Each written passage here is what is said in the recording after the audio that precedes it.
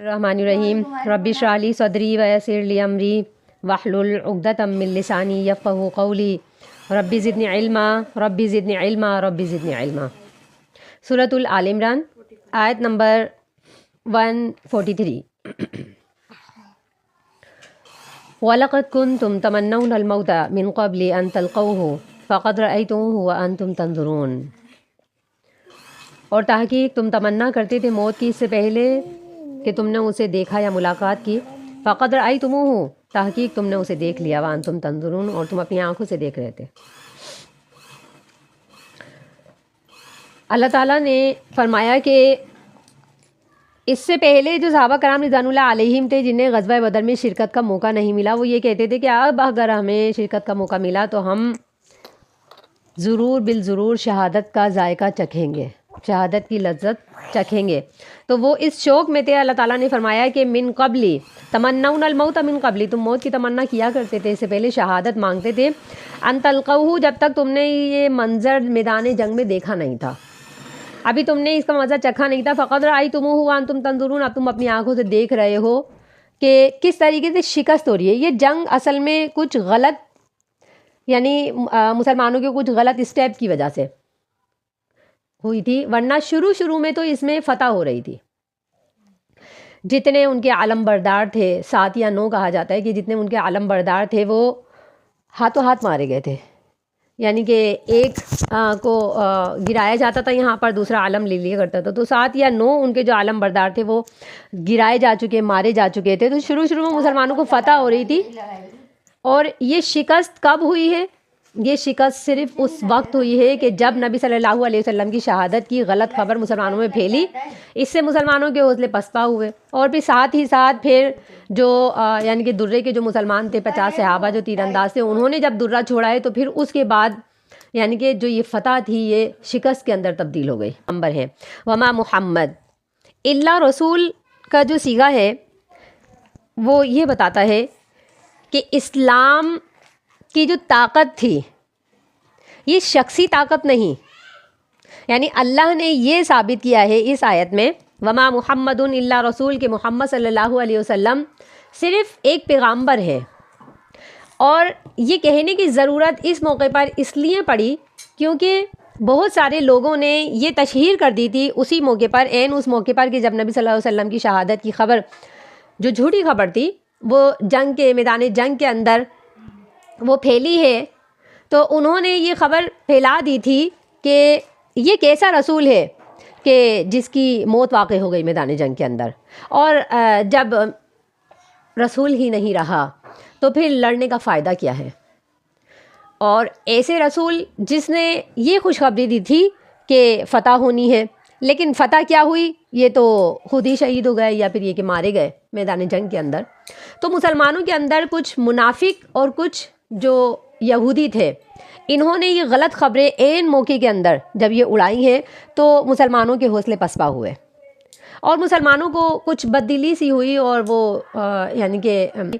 کہ وما محمد الا رسول، اللہ نے بتایا کہ محمد صلی اللہ علیہ وسلم صرف ایک رسول ہے، صرف ایک پیغامبر ہے۔ قد خلت من قبلہ الرسل، اگر محمد صلی اللہ علیہ وسلم بالفرض آج میدان جنگ کے اندر قتل بھی کر دیے گئے، یا پھر یہ کہ طبعی موت بھی مر گئے یا شہید ہوئے ہیں، تو آپ سے پہلے کئی انبیاء اس طریقے سے گزر چکے ہیں، کیا ان کی یعنی کہ جو امتیں ہیں وہ ساری کی ساری اس سے منحرف ہو گئی تھیں؟ ایسا نہیں رہا۔ جس نبی کو جو ٹارگٹ دیا گیا، جو پیغام دیا گیا، اس کی امتیں انہوں نے اس کو فالو کیا ہے۔ تو اگر آج محمد صلی اللہ علیہ وسلم دنیا میں نہیں رہے ہیں تو اس کا یہ مطلب نہیں ہے کہ آج اسلام نہیں رہے گا،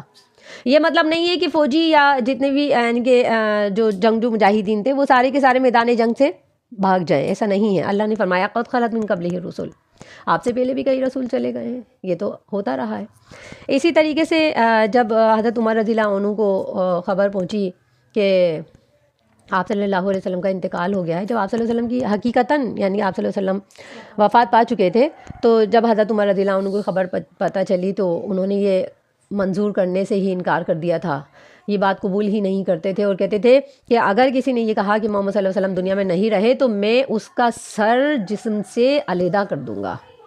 میں اس کا سر قلم کر دوں گا، اور وہ تلوار برہنہ لے کر گھومنے لگے۔ تو ابو بکر رضی اللہ عنہ نے یہی آیت پڑھی تو ان کو اس وقت یعنی کہ یہ آیات سن کر تسلی ہوئی اور ڈھارس ہوئی کہ محمد صلی اللہ علیہ وسلم اگر نہیں رہے ہیں تو اس میں کوئی اچنبے کی بات نہیں ہے۔ قد خلت من قبلہ الرسل، آپ سے پہلے بہت سارے انبیاء ایسے ہیں جو دنیا میں آئے ہیں اور پھر اس کے بعد انتقال فرما کر اللہ سے ملے۔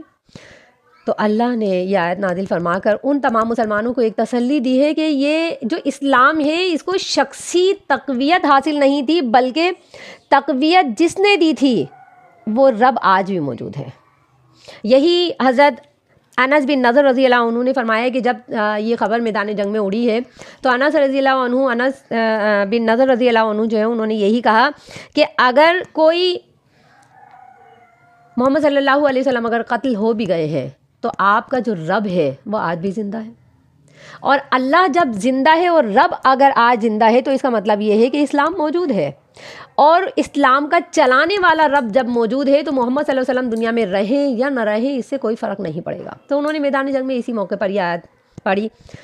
تو اللہ فرماتے ہیں کہ قد خلت من قبلہ الرسل، محمد صلی اللہ علیہ وسلم کو اللہ نے صرف رسول بنا کر بھیجا تھا، پیغامبر بنا کر بھیجا تھا، باقی اس کی نشر و اشاعت کا، اس کی حفاظت کا جو ذمہ ہے وہ اللہ کا ہے، اور اللہ آج موجود ہے۔ افإن مات او قتل انقلبتم علی اعقابکم، اللہ فرماتے ہیں کہ اگر محمد صلی اللہ علیہ وسلم اپنی طبعی موت مر جائیں، افإن مات طبعی موت مر جائیں، او قتل یا پھر آپ کو قتل کر دیا جائے، آپ شہادت کے مرتبے پر پہنچے تو انقلبتم علی اعقابکم، کیا ایسا ہوگا اے مسلمانوں کہ تم اپنی ایڑیوں پر پلٹ جاؤ گے؟ یہ مسلمانوں کی غیرت جگانے کے لیے اللہ تعالیٰ نے اس آیت کا نزول فرمایا کہ مسلمانوں تم ثابت قدم رہو، ایسا نہیں کرو کہ محمد صلی اللہ علیہ وسلم اگر نہیں رہے تو تمہارے حوصلے پسپا ہو جائیں۔ وَمَن يَنقَلِبْ عَلَىٰ عَقِبَيْهِ فَلَن يَضُرَّ اللَّهَ شَيْئًا، اللہ فرماتے ہیں کہ جو اپنی ایڑیوں پر پلٹ جائے گا تو وہ اللہ کو کوئی نقصان نہیں پہنچا سکتا۔ یہودی منافق انہوں نے مسلمانوں کی تعداد کم کرنے کے لیے یہ فیصلہ کیا تھا کہ عبداللہ بن ابی جو ہے وہ اپنے 300 لوگوں کو لے کر کے علیحدہ ہو گیا تھا۔ اس کا مشن یہ تھا کہ جب مسلمان یہ دیکھیں گے کہ ان کی تعداد کم ہو رہی ہے تو ان کے حوصلہ پسپا ہو جائیں گے۔ تو اللہ یہ فرماتے ہیں اگر کوئی اپنی ایڑیوں پر پلٹ جائے، میدان جنگ سے اگر کوئی پلٹ جائے، تو اسلام کا تو شرعی جو حکم ہے وہ یہ ہے کہ اس کو مرتد تصور کر کے اسے قتل کر دیا جائے۔ اللہ یہ فرماتے کہ وَمَن يَنقَلِبْ عَلَىٰ عَقِبَيْهِ، جو اپنی ایڑیوں پر پلٹ جائے گا تو فَلَن يَضُرَّ اللَّهَ شَيْئًا، وہ اگر یہ تصور کرتا ہے کہ میری